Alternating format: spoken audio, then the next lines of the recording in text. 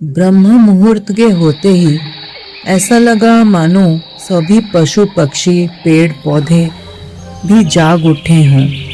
गुर्राना, चहचहाहट का कलरव, भौंकना, दहाड़, भौंकने की चिल्लाहट का कोलाहल दशों दिशाओं में चारों ओर फैल गया।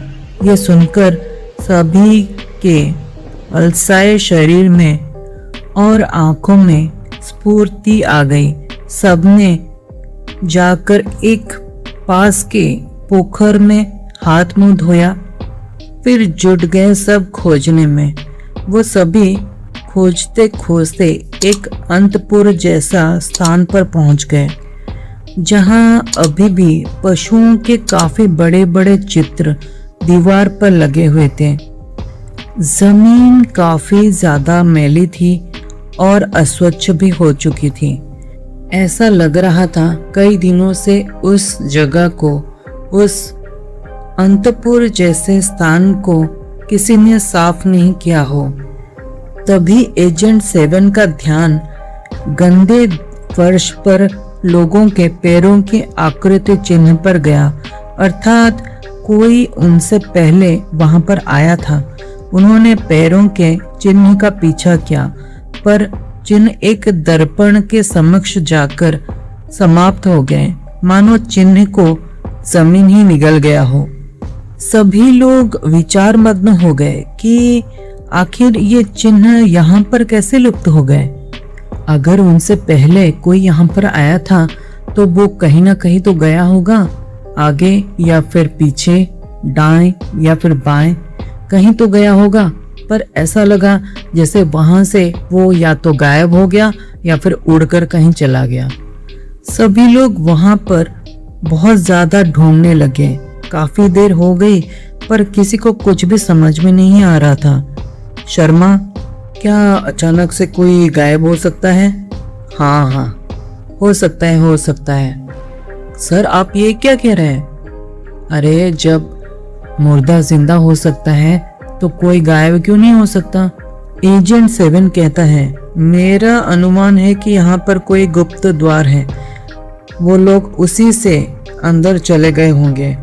दीवार को ठकठकाते हुए एजेंट 7 ने कहा। रोनी ने चारों ओर ध्यान से देखा। वहां कुछ नक्काशी बनी हुई थी। एक ओर कई सारे सर्प बने हुए थे, दूसरी ओर मेंढक बने हुए थे। ये एक पहेली है, रोनी ने अपनी शंका व्यक्त की। सभी उसके तरफ देखने लगे। हमें इसे मिलकर सॉल्व करना पड़ेगा, तभी हम आगे जा सकते हैं, रोनी ने एक मेंढक को हिलाते हुए कहा। मेंढक को नीचे की तरफ सरकाते ही वहां तीरों की वर्षा होने लगी। रोनी ने तुरंत वो मेंढक वापस उसी स्थान पर रख दिए। अलर्ट! हमें सोच समझकर ये पहेली हल करनी होगी। ये पहेली कम, मौत का ख्वाह ज्यादा लग रहा है। कुल मिलाकर 7 मेंढक और 7 सर्प हैं, अर्थात एक मेंढक एक सर्प के मुंह में जाना है, लेकिन एक क्रम से। ये एक तिजोरी है। पुराने जमाने में तिजोरी ऐसी ही होती थी। ये मेंढक तिजोरी के कोड हैं। एक विशेष क्रम से सर्प के मुंह में जाने पर ही ये तिजोरी खुलेगी। 7 पूछता है कि तो फिर इसका सही क्रम कैसे पता चलेगा?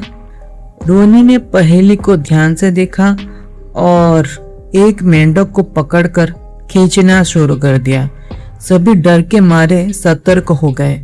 उन्हें लगा अब पता नहीं कौन सा आफत आने वाली है, मगर ऐसा कुछ भी नहीं हुआ।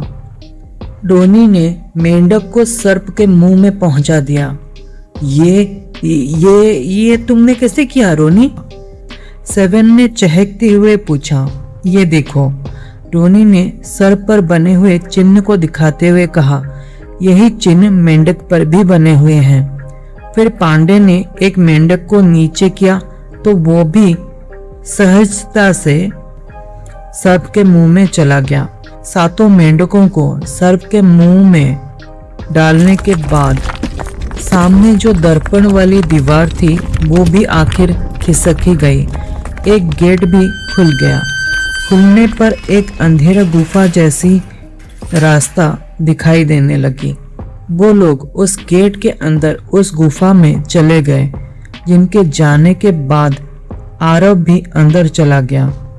अंदर काफी अंधेरा था। कुछ समय अंधेरे में चलने के बाद उन्हें एक रोशनी का एक सोर्स दिखाई दिया। गुफा के अंत से थोड़ा थोड़ा रोशनी बाहर आ रही थी। इससे पता चल रहा था कि हो सकता है कि गुफा के उस तरफ कोई हो। वो लोग बहुत ही ज्यादा अलर्ट हो गए। वो सभी प्रकाश की ओर चलने लगे, लेकिन बिना आवाज किए, बहुत ही धीरे धीरे।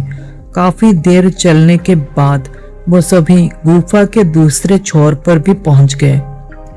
उस गुफा को पार करते ही वो एक बहुत ही घने जंगल में पहुंच गए थे। वो सभी एक दूसरे दुनिया में पहुंच गए थे, ऐसा लग रहा था। वहां के सारे जानवर अलग तरह के थे, वहां के सारे पेड़ पौधे भी अलग तरह के थे।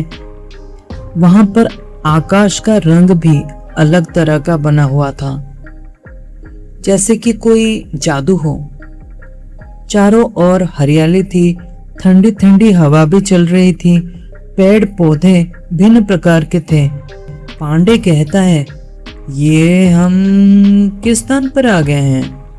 लगता है हम किसी दूसरे ही दुनिया में पहुंच गए हैं। एजेंट 7 कहता है, हमें यहाँ और भी ज्यादा अलर्ट रहना होगा। नए संसार के नए संकट हो सकते हैं। सभी एक दिशा की ओर आगे बढ़ चले। दबे पैर आरव भी उनके पीछे पीछे ही चल रहा था। अभी तक किसी को उसके पीछे आने की भनक तक नहीं लगी थी। आगे जाने पर उन्हें एक विचित्र पशु दिखा। छोटे छोटे तितली जैसे रंग बिरंगे पंखों वाले जीव भी दिखे। कुत्ते जैसे रंगीन पशु जिनका एक सींग भी था, जिसे सब आश्चर्य से देख रहे थे। लाल रंग के मक्खन से नरम घास भी दिखी। रोनी तो उस पर लेट ही गई। 2 पुलिस वाले भी लेट गए। सभी उस घास को छू कर देख रहे थे। काफी देर चलने के बाद अचानक से उन्हें कुछ लोगों ने घेर लिया, वो भी चारों तरफ से एक साथ। वो सब इंसान मिट्टी के रंग के थे। ऐसा लग रहा था पूरी बॉडी पर उन्होंने मिट्टी पोत रखी हो। अचानक से हमला होने के वजह से किसी को कुछ समझ ही नहीं आ रहा था कि क्या हुआ है। सभी उन हमलावर लोगों को बहुत ही आश्चर्यचकित नजरों से निहार रहे थे। आखिर हो भी क्यों ना, वो थे ही इतने विचित्र। चेहरा देखने में मानव जैसा तो लग रहा था, पर वो लोग गिरगिट की तरह हरे रंग में रंगे हुए थे। वैसे ही हरे रंग का पूरा शरीर था और उनकी तो एक लंबी पूंछ भी थी, मानो गिरगिट मानवीय रूप धारण करके आ गए हों। कान बड़े बड़े थे। हाथों में त्रिशूल समान कुछ अस्त्र शस्त्र भी उन्होंने पकड़े हुए थे। इससे पहले कि वो गिरगिट जैसे दिखने वाले इंसान इनको कोई भी नुकसान पहुंचा पाते, वहां रोनी के पिता भी आ गए और उनको शांत रहने का संकेत किया। सभी गिरगिट मैन कुछ भी रिएक्शन दिए बिना ही वहां से वापस चले गए। रोनी दौड़कर अपने पिता के गले लग गई।